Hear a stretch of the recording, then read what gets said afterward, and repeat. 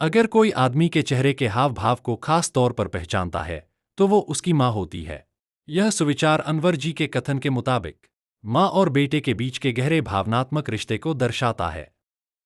इस वाक्य का सरल मतलब यह है कि इंसान के दिल की बात जानने के लिए चाहे कितने ही लोग हों, लेकिन बेटे के चेहरे के छोटे से छोटे भाव, जैसे कि उदासी, खुशी, चिंता या गुस्सा, उसे सबसे अच्छी तरह अगर कोई पहचान सकता है, तो वह सिर्फ उसकी माँ ही है।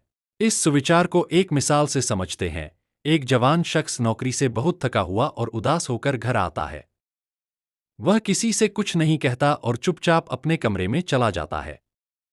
उसके बाप, बहन या दोस्त शायद यही समझे कि वह थका हुआ है, लेकिन उसकी माँ एक नज़र में ही समझ जाती है कि उसके बेटे को कोई तकलीफ है। उसके चेहरे पर हल्की सी उदासी, बात न करने की ख्वाहिश और आंखों के भाव माँ को बता देते हैं कि आज उसका बेटा अंदर से दुखी है। माँ फौरन उसके पास जाती है, उसे चुपचाप बैठाती है और जोर देकर कहती है कि वह अपना दुख उसके साथ बांटे। यह मिसाल दिखाती है कि माँ अपने बेटे को सिर्फ शब्दों से ही नहीं, बल्कि उसकी आंखों, चेहरे के हाव भाव और खामोशी से भी पहचान लेती है। इस पहचान के पीछे वजह है माँ का अपनी औलाद के लिए बेहद प्यार, चिंता और संवेदनशीलता।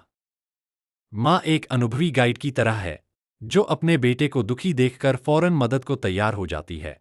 इस तरह यह सुविचार हमें सिखाता है कि माँ और बेटे के बीच का रिश्ता किसी भी आम रिश्ते से कहीं ज्यादा खास और भावनात्मक तौर पर बहुत गहरा होता है।